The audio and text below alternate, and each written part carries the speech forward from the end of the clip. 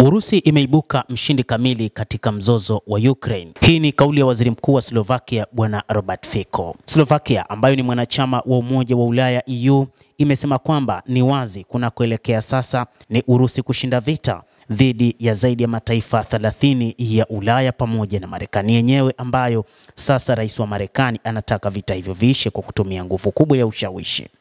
Urusi italazimika kuibuka mshindi kamili katika mzozo wa Ukraine iwapo mpango wa amani wa rais wa Marekani Donald Trump utapitishwa.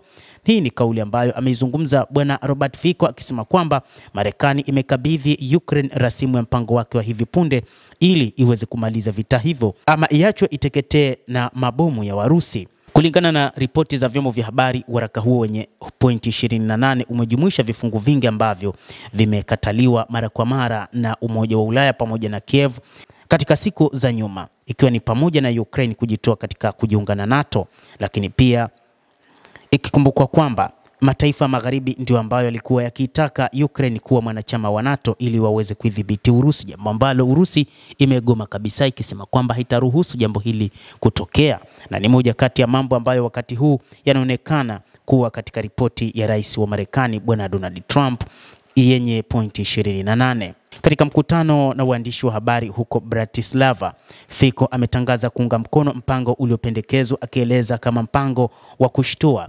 Aliwasuta wafuasi wa Kiev kwa maana nchi za kimagharibi na Umoja wa Ulaya kwa ujumla, akisema kuwa wamekuwa na sera za mambo ya kigeni ambayo yalikuwa yakiendeleza vita vya muda mrefu kati ya Urusi na Ukraine, huku wakipambana kwa njia zote kuipa silaha Ukraine ambayo kwa kiasi fulani inaonekana kushindwa katika uwanja wa vita. Katika makubaliano hayo, msimamo wa Ukraine ni mbaya mara 100 kuliko ilivyokuwa Aprili mwaka 2022, Fico alisema, akimaanisha makubaliano ya awali yaliyofikiwa wakati wa mazungumzo ya Istanbul mapema katika mzozo huo. Kiev imekuwa ikitembelea katika nyayo za watu wa magharibi kwa sababu ilikuwa ikiunga mkono. Ni nani kati ya hao waandamizi wa vita atakubali hilo katika Umoja wa Ulaya wakati waliunga mkono vita hii? Ni lini walipeleka silaha hizo huko bila kuchoka?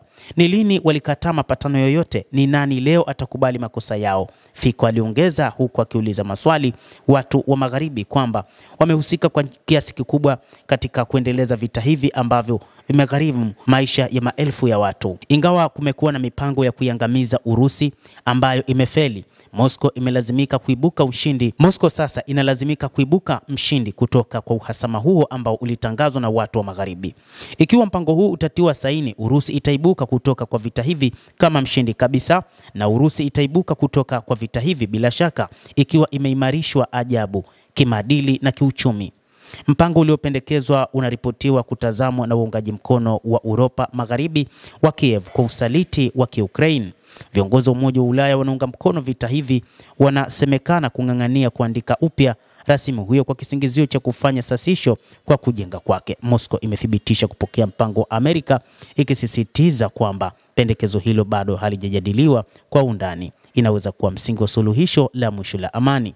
Hii ni kauli iliyotolewa na rais wa Urusi Vladimir Putin.